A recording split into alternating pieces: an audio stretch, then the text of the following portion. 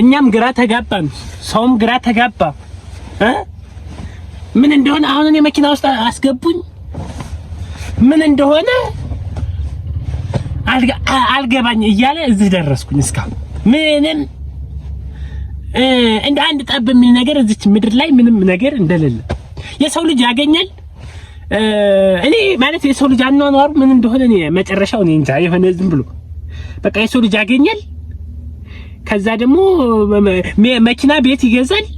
ከዛ የሆነ ምንድነው ነው አሁን በማግኘትና በማጣት መካከል ያለው ልዩነት ነው አሁን እኔ ግራ አይገባኝ። የሰው ልጅ ፍላጎቱ ከበዛ ኢንተረስቴሽኑ ከበዛ ወደ ሌላ ነው እንትን የሚለው። እኔ ብዙ ማነጋገርም ብዙም ላይ አይደለሁምና ማለት የሆነ ስብሰባ ላይ ምናምን ቢሆን አዎ፣ ምክንያቱም ስራዬ ነው እንጀራዬ ነው ያንን እንትን እያልኩ እንትን እላለሁ። አሁን እኮ እኛም ግራ እየተጋባን ያለን በመሰለ ምንድነው አሁን እዚህ አሁን ኢትዮጵያ ውስጥ ሌላው ይሄ አሁን እስካሁን ወሬ እንሰርዘውና እንደ አዲስ ወሬ ልጀምር አይሻል? ምን ልልህ ነው፣ ኢትዮጵያ ውስጥ ሀብታምና ድሃ በጣም የተጋነነ ነው።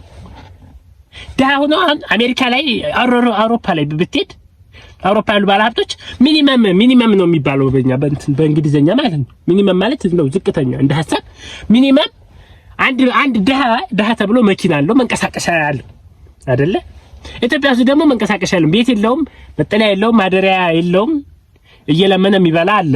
በነገራችን ላይ አንዱ ለማኝ ምን ይሄ እኮ ምንም እንትን የሚል ነገር አይደለም። ምን ልልህ ነው፣ የተጋነነ ነው። ኢትዮጵያ ውስጥ ያለ ሀብታምና ድሃ የተጋነነ ነው። ከአንድ ቤት እዚቹኛ መዲናችን ላይ ጉድ ሰማሁ ዘንድሮ ጉድ ሰማሁ ነው የምልህ። እዚቹኛ ሀገር መዲናችን ላይ ከአንድ አባወራ ቤት ከአንድ ግለሰብ 5 መኪና ይወጣላሉ ከቤት 5 መኪና የሚስቱ የልጆቹ የእሱ 5 ልጅ ካለው የ5 ልጅ የሚወጣለ። እንግዲህ ያሳየ አሁን ይሄ የቱን ያክል የተራራቀ። ሌላው ደግሞ ልምጣለ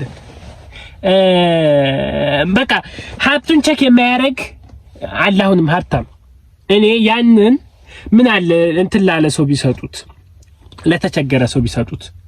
አሁን እኛ ጋር ደግሞ አለ አሁን ይሄ መቅዶኒያ ምናምን የሚሉት አሁን አለ እንደዚህ የተቸገሩ ማህበረሰቦች የሚያቋቁም አዛውንቶችን የሚያቋቁም የሆነ ድርጅት አለ።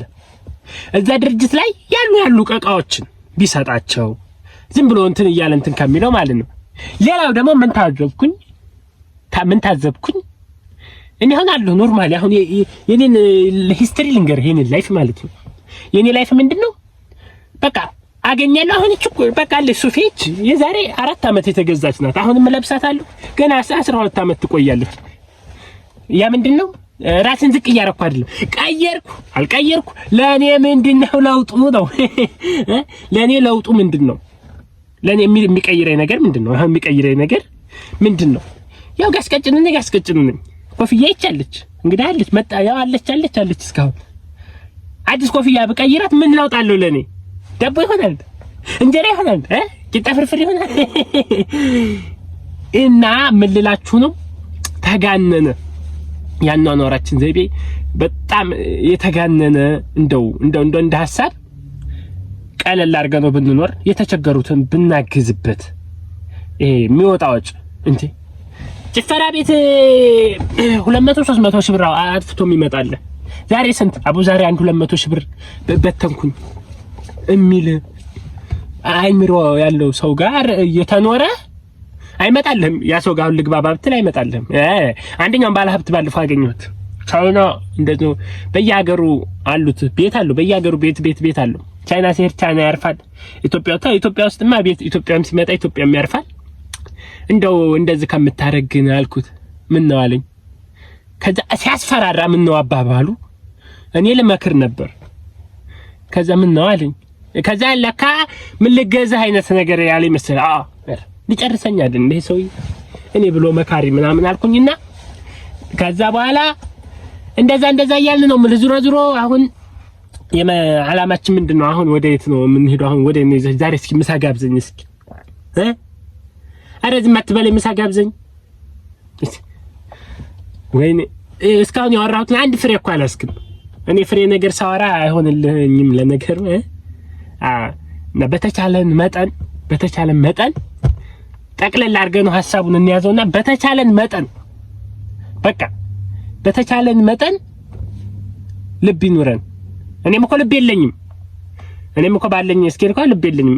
አስባለሁ፣ ጨነቃለሁ። ያው የሰው ልጅ ስትሆን ታስባለህ፣ ትጨነቃለህ አይደል? የሰው ልጅ ስትሆን ታስባለህ፣ ትጨነቃለህ። ግን ደግሞ አሁን እኔ እናንተ የምንጨነቀው አጨናነቅ አሁን እኩል ነው አይደለም? አንተ መኪናው ገባ ወይ ተራገፈ ወይ ስንት መኪና ላስገባ፣ እኔ ደግሞ ማን ንገረኝ እንዳትለኝ አልነግርህም። ለምን አታፍጥብኝ እንጂ እኔ እኮ ወሬ ነው የምናወራው፣ ሌላ እኮ ምንም አላወራንም። ድክም አሁን አንድ ሙዚቃ ልስፈንልህና ልሂድ። በጣም ሙቀቱን አልቻልኩትም፣ መኪና ውስጥ ያለው ሙቀት ድክም አለብህ። አሁን እኔ ምን ይሄን መኪና ስንት ገዝተኸው ነው? ኧረ ዝም አትበል ንገረኝ። ምን ከ300 ሺህ ብር በላይ ማን ይገዛል ደግሞ ይሄን? መቼም 2 ሚሊዮን 5 ሚሊዮን 6 ሚሊዮን አውጥተህ ከገዛህ እኔ 5 ሚሊዮን ቢኖረኝ 5 ሚሊዮን ምንም አልሰራም። ቁጭ እያልኩኝ አንድ ዳቦ በሻይ እየበላሁ እድሜ ልኬን እኖራለሁ። ምን አጨናነቀኝ? አሁን ይሄ መኪና ቤንዚን ይላል። ምን በቤንዚን የለውም እና ፈታው ጮክ ብለህ አውራ እንጂ በቻርጀር ነው።